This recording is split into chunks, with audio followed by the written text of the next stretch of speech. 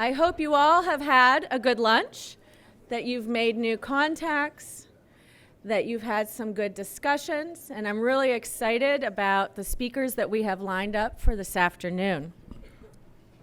So as a reminder, the mission of the Institute of Politics is to tackle our region's most pressing concerns by providing elected officials and civic leaders with the very best policy recommendations to those problems. And we arrive at these solutions by comprehensively engaging stakeholders and facilitating results-oriented collaboration. You heard from our county executive, Rich Fitzgerald, this morning, that we have a pressing concern in our county, and that issue is a significant racial disparity in our jails. Over half of our jail are African American people, while only 13% of our population are African Americans. And that is the definition of a racial disparity. One of the Institute's job in this initiative is going to be to examine why and what can be done to remedy this situation. And we're going to do that in partnership with the criminal justice system and the community. According to the MacArthur Foundation, while many local jurisdictions have made progress in reducing their overall jail population, none yet have made significant progress in reducing the racial disparities in jails. And I think, and I hope you all agree, that together, in partnership, Allegheny County can lead the way. It's my honor to introduce Danielle Solomon. Danielle is the Vice President of Race and Ethnicity Policy at the Center for American Progress.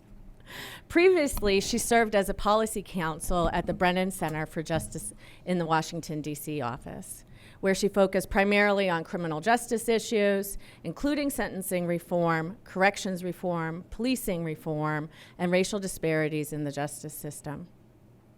We found her because she published a report called Reducing Racial and Ethnic Disparities in Local Jurisdictions, Recommendations for Local Practice.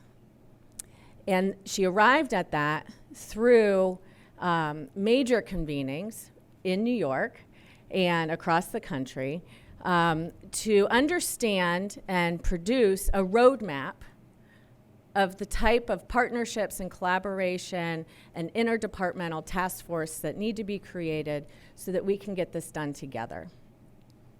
She also, prior to joining the Brennan Center, Danielle also served as the legislative counsel at the White House Office of National Drug Control Policy within the Office of Legislative Affairs, where she focused on federal drug policy. So with that, I'd like to introduce Danielle Solomon, and I'm really looking forward to hearing what she has to say.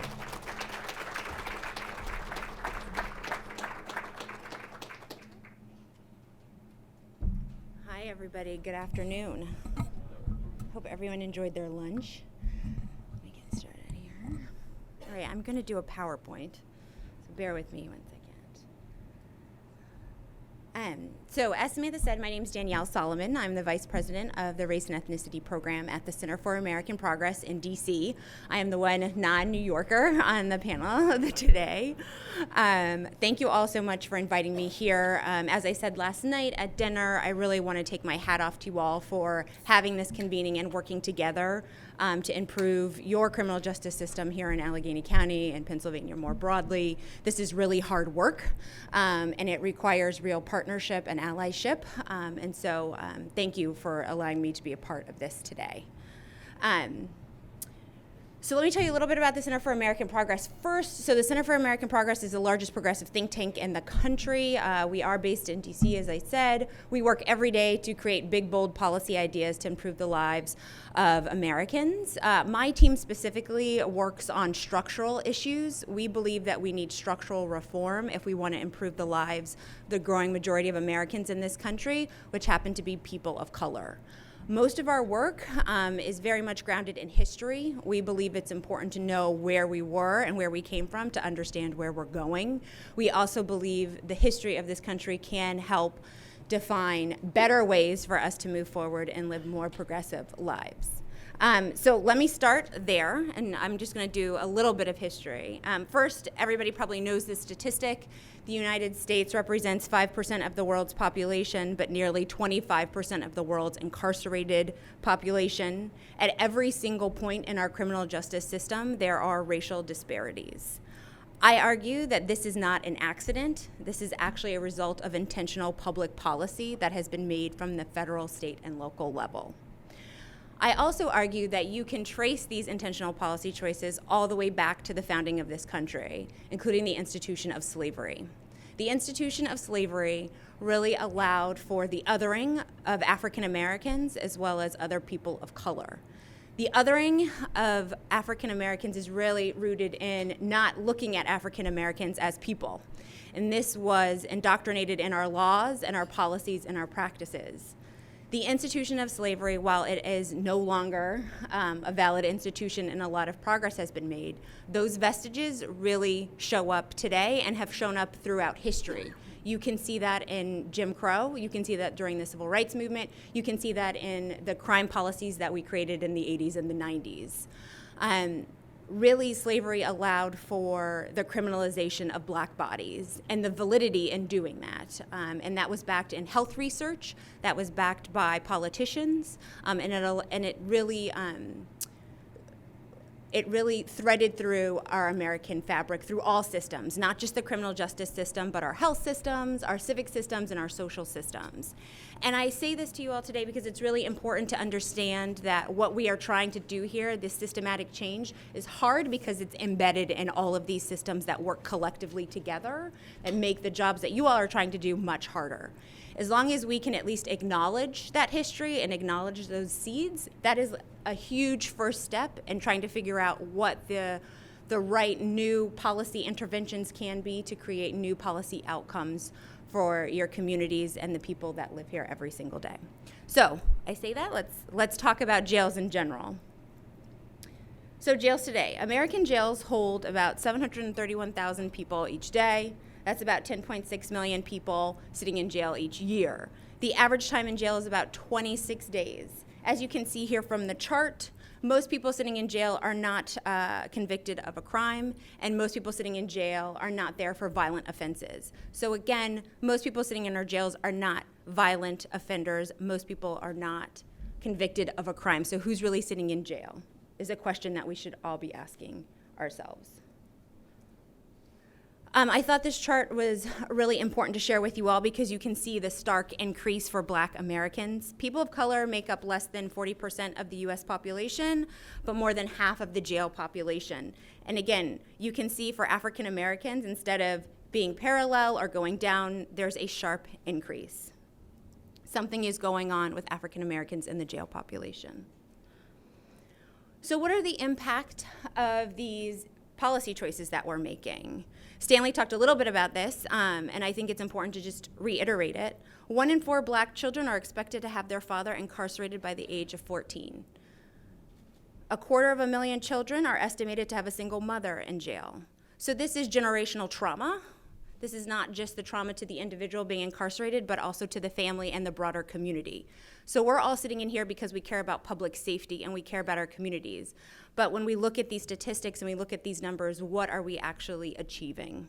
The U.S. Department of Justice estimates that local communities spend about $22 billion on jails. Again, this is a lot of money and a lot of trauma that we are inflicting on communities. Does it actually make our communities safer?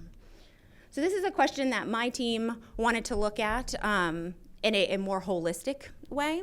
So, like I said, my team does a broad array of issues. We don't only focus on criminal justice work. We also do a lot of work on economic policy, as well as partner with other teams at CAP to do other interesting racial justice perspective issues. So one of those happens to be around maternal and infant mortality. I don't know if you all are aware of this, but for Black women in America today, they are 3 to 4 times more likely to die in childbirth than their white counterparts. Infants born to Black mothers are actually 2 times more likely to die instead of infants born to white mothers in America. And we wanted to figure out if the criminal justice system had a role to play in that stark epidemic. What we found is that it does, because the criminal justice system disproportionately affects African Americans. And so I wanted to share this case study with you because I think it's really important to understand how influential and how impactful our criminal justice system is on the broader community, not only including mothers, but also unborn children. We also know that women account for 83% of those responsible for the fines and fees and other costs that are borne upon people who are incarcerated. Those fall mostly on women in the household. That increases stress levels, not only for those incarcerated, but again, to the broader family unit. And increased stress, we know, is a huge trigger for the problems that we see around maternal and infant mortality. So again, a system that one might not think has impact on health outcomes is actually having a much broader effect on the larger community. And I think that is something we should try to hold close to us as we do this work, understanding that this work is not just about the jails, it's also about the broader community and the children in which that hopefully will come and live in the community as well. We actually found experts who found that if we were able to keep incarceration rates at the 1970s level, that, and I just want to make sure I'm reading these numbers correctly, that the infant mortality rates today would be 7.8% lower, and disparity rates between Black and white women would be 15% smaller. So again, a huge impact in our communities. So I want to talk a little bit about how we got here. What are the drivers of racial disparities in jails? So here's a quick snapshot of what I could find around Allegheny County. I'm sure someone in the room, my numbers are a little off, will correct me after I'm done, but your daily jail population is around 2,200. You use about 42 cents for every property tax dollar. Your county jail costs about $75 million to run every year, which is a lot of money. And is that the best use of $75 million in your county? 81% of your jail population is not convicted, which is actually is much higher than the national average, which is sitting around 62%. 58% of cases where cash bail was assigned, the defendant was Black. So again, much higher for Black defendants. We also found that Black defendants spend about 21 more days in jail than white defendants. And I think this was mentioned earlier, that 75% of your jail population has been identified with a mental health or a substance abuse disorder. So that's kind of a quick snapshot of what you all are dealing with. A huge driver of this is the role of law enforcement. Law enforcement is the first responder, literally, on a lot of these incidents. They are the first person on the ground, and the decision that they make in that moment is critical to whether or not an individual enters the criminal justice system. And we all know once you enter the criminal justice system, it is much harder to get out of because it is a vicious cycle. African Americans are almost 4 times more likely to be arrested for selling drugs and 3 times more likely to be arrested for possessing drugs, even though we know whites are more likely to sell drugs, and we know that Blacks and whites use drugs at the same rates. We also know that Black drivers are stopped more often than white drivers. So for example, in Madison, Wisconsin, for every 100 Black drivers, 40 are stopped compared to only 11 white drivers. So something is going on. And again, I just remind you all of what I started the conversation with, which was, why is that happening? Again, the criminalization of Black bodies, which is when you see someone Black or a person of color, a lot of fears, stereotypes, biases come into play, and that shows up in real time, whether that is who you choose to arrest, who you choose to stop, who you choose to stop, frisk, arrest, all of those things. Prosecutors and how they treat low-level offenders is also essential in this process. Prosecutors have wide discretion. How they choose to use it and when they choose to use it is critical. Their choices at that moment definitely are a driver of how your jail population is looking. The treatment of low-level offenders must change if you want to see a change in your jail population. So here's another graph and snapshot of Pittsburgh demographics. So 66% of your population is white compared to 24%, which is black. But what you will see is an inverse on the percentages of arrests in 2018. So despite 66% of your population here in Pittsburgh, you only arrest about 36% compared to 60% of black individuals, even though they only represent 24% of your population.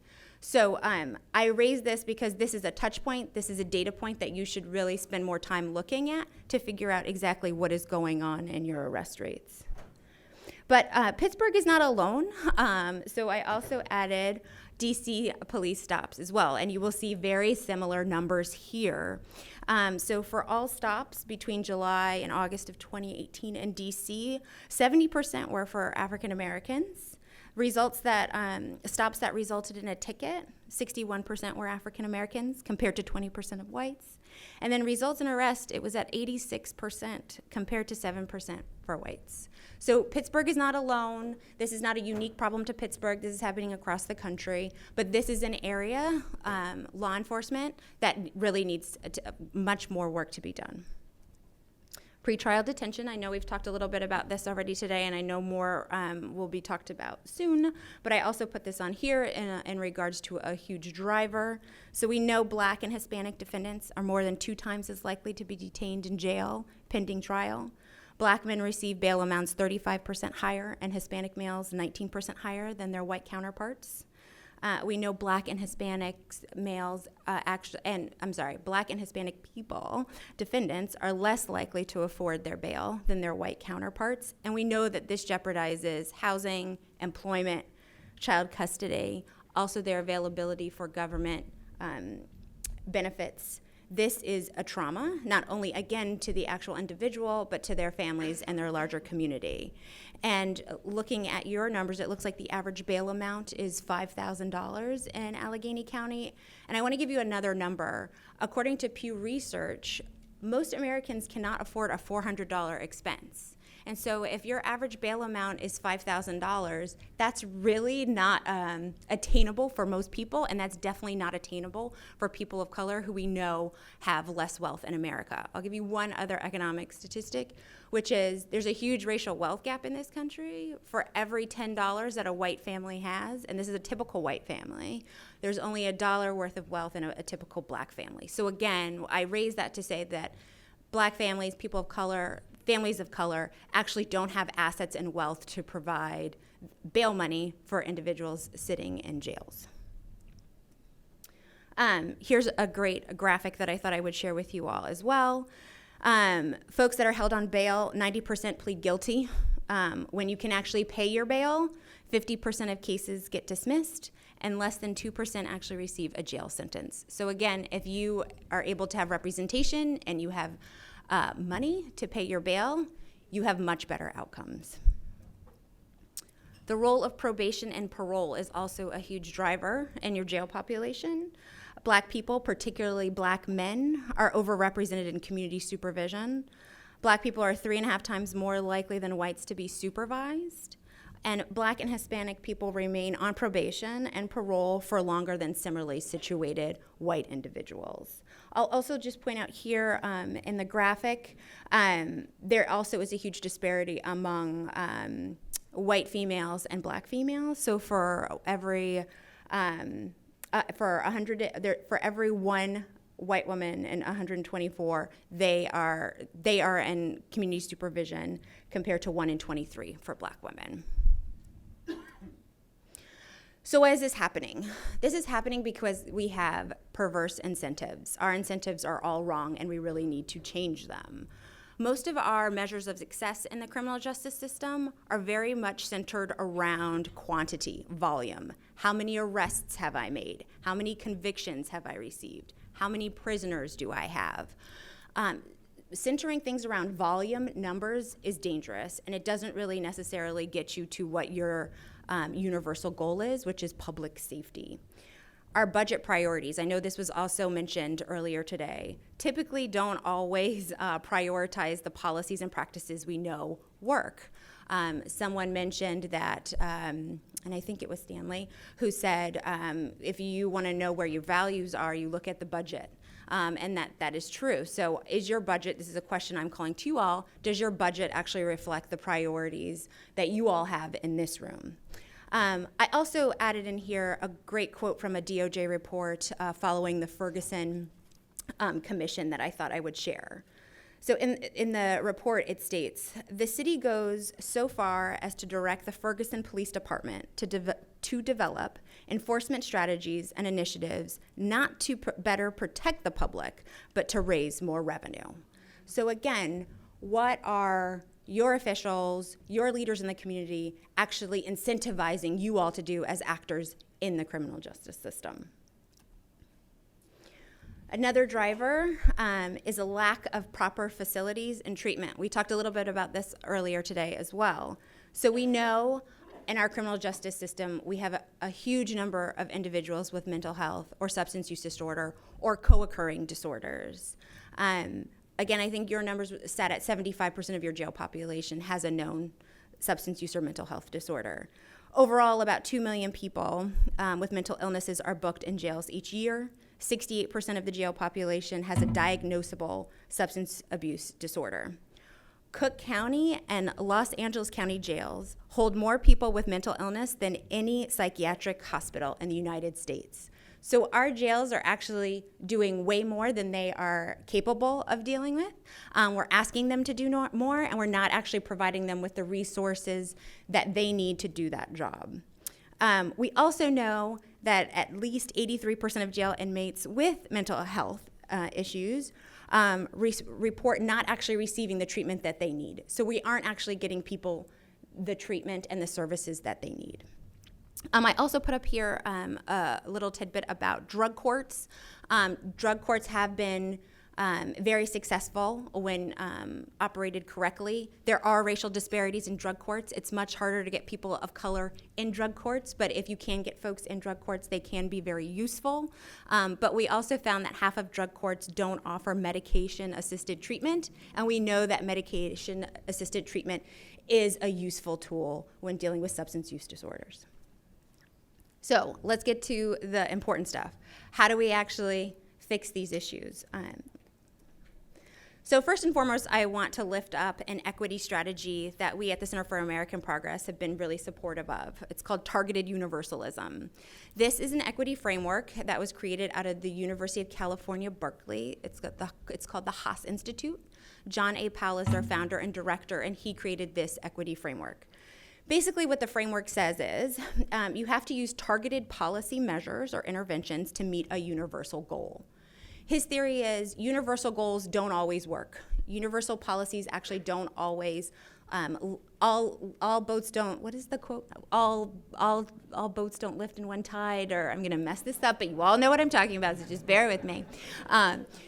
Universal policies actually don't always get you to where you wanna be. Targeted policies also don't get you to where you want to be. You actually need to do both. And so his theory is you need to have a very clear universal goal, whatever that might be. I encourage you to have a very targeted universal goal. The more targeted you get, the more specific you get, the better your outcomes will be. The second piece of his strategy is you have to figure out who in your population, whomever you're dealing with, whether that is in a classroom or a jail population, who is the most marginalized group? Who's most in need? Then you have to do a huge data analysis. You have to actually see who the people are, what the barriers they face are, also looking at the other actors in the criminal justice system. You have to look at your police, your prosecutors, your judges, and see where you might have disparities or areas of concern. Once you have all of that data, you will have a much better picture to figure out what the strategies or policies are that you need to implement to help you meet your universal goal. A big part of this is redefining what success looks like. It no longer should be about volume-based measures. How many arrests have I made? How many prosecutions did I have? How many convictions did I have? How many people are sitting in my jail? Lower numbers might be a good thing. They should be a good thing. You have to provide people with different incentives. It's human nature to respond to incentives. The question is, what will those incentives look like? What gets measured also gets done. We know that. Right? So what are you measuring? What are the things that will encourage people to possibly look at alternatives to incarceration instead of arrests? Please do not be scared of data. I know folks are typically scared of data because it pinpoints or highlights areas of concern or areas where you might need to do work. But please, as I tell you this as a person who does racial justice policy, people don't like to talk about race. People don't like to, it's the big elephant in the room. But once you actually talk about it and get past the uncomfortableness of it, you can actually see real change. But that requires you to look at it, understand it, admit you have a problem, and then you're able to better implement strategies to address those. So please don't be scared of the data. Take a complete inventory at every single point of actors that are playing a part in this system. So again, I say that requires you to look at your probation officers, law enforcement, your judges. Everybody's data needs to be available, and you need to do a complete analysis so you can see what is actually going on and identify where you do have racial disparities. When you're able to do that, you can create specific and clear goals, and then you can create measures to help you get there. Be as targeted and specific as you can be. This is also the hard part. You have to turn off the faucet. You have to stop the flow and the incoming traffic in your jail system. That requires a change in policing practices. What are your police officers' current incentives? Are they incentivized to go out and arrest individuals? Are they incentivized to be located in certain areas of the Pittsburgh community? You need to change those incentives, and you have to work with law enforcement. Law enforcement is a key component to reducing racial disparities in your overall jail population. They have a really hard job. I am actually a wife of an officer, so I come to this with a loving heart. And they have a very hard job, and they don't always have the resources they need to do their job in the best way. However, there is work to be done, and they need to be at the table. We need to ensure that they have diversion programs available for them so they are able to not only have to go to the jail, but they can actually put people in mental health facilities, substance use treatment facilities, other places to actually better serve the community and keep them safe. I also encourage you to be supportive of trauma-based treatment for law enforcement officers as well as community members. Law enforcement deals with trauma every single day. The community that is seeing law enforcement every single day is experiencing trauma. There's a lot of research out there now that shows that you actually don't have to be involved in the law enforcement incident. You can just be in the community, and that is traumatizing. So the community and the law enforcement are both experiencing trauma, and neither of them are getting the services they need to deal with that. We know when you're actually able to provide law enforcement with those type of services, they are better able to execute their job in a way that is not possibly as violent or reactionary as sometimes it can be. Prosecutors also need to seriously prioritize serious and violent offenders and not spend their time on low-level, nonviolent offenders. Again, how are we incentivizing our prosecutors in the courts? I put up here 2 programs that you all may be familiar with. They've had good success. The Seattle LEAD program. This is a program that moves low-level offenders into community-based treatment instead of putting them in jail. High Point, North Carolina is a little bit different. They also had some success. They were actually focused on high-risk offenders who were selling drugs or participating in violent activities. They were trying to reduce their open-air drug markets. They provided individuals with a choice. They could either continue in their criminal activity and go to jail, or they could stop and get the services they needed. And this actually yielded pretty good results in High Point, North Carolina. So again, diversion programs work. Here are two other examples where there was success. Cook County's diversion program found that 97% of graduates from the program had no new felony arrests, and 86% of graduates had no new arrests of any kind 1 year after their program. Miami-Dade's Criminal Mental Health Project program has facilitated 4,000 diversions, and the annual recidivism rate among participants was less than a third of the 75% recidivism rate for those who did not participate in the program. So again, it does work. Bail reform. There's no research yet that shows that eliminating cash bail actually yields pretrial misconduct. New Jersey in 2017 actually started to do this work, and I know New York is going to talk about what they are about to do as well. But New Jersey actually reduced their jail population by 40%, and that actually yielded a reduction of 3,000 black defendants, 1,500 less white defendants, and 1,300 fewer Latino defendants. So again, bail reform does actually work. Treatment and services work. Again, we just need to make sure that our budgets allow us to provide treatment and services for individuals. Only 10 to 12% of jails use medication-assisted treatment. Now, I will say, I know there's a little controversy around medication-assisted treatment. Everybody doesn't believe that that should be a tool in our toolbox. I disagree. I actually think we need all the tools in our toolbox. Person A may need something different than person B, than person C, and so that requires us to have every single tool available to us so we can actually deploy the services that are needed to people when they need them. We know that investments in substance abuse treatment is estimated to give a $12 return for every dollar spent. So again, this is a great return on investment. Rhode Island Department of Corrections found a 60% reduction in opioid overdose deaths after inmates received medication-assisted treatment. So again, treatment and services do work. Here are a few additional proactive steps you all could take. Robust and comprehensive training for everybody.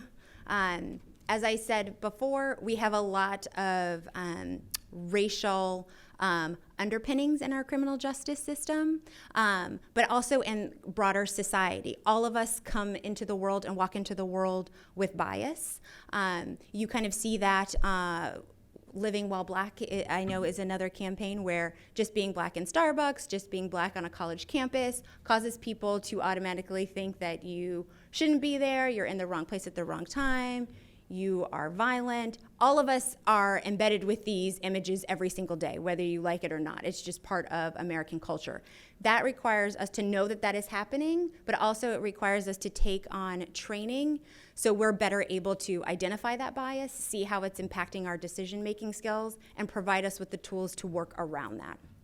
So having robust, comprehensive, and I would say also ongoing training, so not just once every 3 years or even once a year. How are you actually embedding this training at every single point in your employment? I actually had one other statistic that I want to share with you all that I didn't, that is relevant here on training, and I found this around law enforcement. So on average, law enforcement in their training academies receive 71 hours for firearms training and 60 hours for self-defense training. That's good, right? We want our law enforcement to understand how to use their guns and how to defend themselves in violent situations. However, they only receive 21 hours on average for use of force and 21 hours for de-escalation. So again, what kind of training are we actually providing our law enforcement officers? Are they getting all the services they need to do their job in a way that we want them to be doing their job? And ensuring that that training is comprehensive and actually robust. The second thing I have on here is supporting indigent defense. That should be something that we all support. Sorry if I'm knocking something. Maybe that's not me. Okay, sorry. Sorry. You should support indigent defense. It's really important. We know that when defendants actually have counsel, there are better outcomes for them. Check 1, 2. That is definitely not me. But that's okay. Okay, so I'll move on, but you all should support indigent defense. Check and 1, then 2. the last one I have on the Check additional 1, 2. steps. Hey, check 1, check 2. Okay. No, it's okay. Yeah, I didn't realize my new TV had screen sharing. Oh. Okay. It's great. It's fine. Little intermission. It's fine. What was I saying? Oh, okay. The other thing that I have on here is to support bench cards for judges. So bench cards are just little checklists for our judges. They are a nice, friendly reminder for judges to make sure that they're thinking through all the different pieces of their choices. So again, it allows them to think about, was this process fair? Have I thought of all the different alternatives to incarceration? Have I checked my bias in the decision that I'm about to make? So again, it's a friendly checklist for our judges, and that is something that I would encourage you all to look at. And then I saved the best for last, which is leadership and teamwork. So this work, like I said before, is really hard to do. It takes a lot of political capital and strength and courage, because it's really hard to change structures in general, and it's really hard to change the criminal justice system. I encourage you all to create a cross-departmental task force. I can't tell you how many times I traveled the country with my former boss. I used to work for Gil Kolorkowski. Some of you all might know him. He was a police chief in Seattle as well as Buffalo. And we used to host roundtables with law enforcement, public health officials, school advisors, all different folks who had a touch on the criminal justice system. And I cannot tell you how many times we went around the country and put these roundtables together where people didn't actually know each other. And how wild that was for us, because they all had touched the criminal justice or had a huge role to play in the outcomes that they were all frustrated with, but hadn't actually talked with each other. And you really need to do that, because you all need to work together to actually make structural change. I encourage you not just to build meaningful relationships, but to also build meaningful partnerships. And I encourage you to be broader than allyship. I encourage you to be co-conspirators in this work. Take an active role, not sit on the sidelines, but engage actively with your participants, which means you have to stand shoulder to shoulder and have collective support for these big, bold policy changes that are really kind of foreign to the criminal justice system. Having law enforcement stand up for indigent defense is important. Having your public health officials stand next to law enforcement to talk about ensuring law enforcement actually has the public health services that they need. You all have to stand and work together if you actually want to see changes in your criminal justice system, and you definitely have to stand together if you want to see a change in the racial disparities that you currently have in your jail system. So with that, thank you all so much.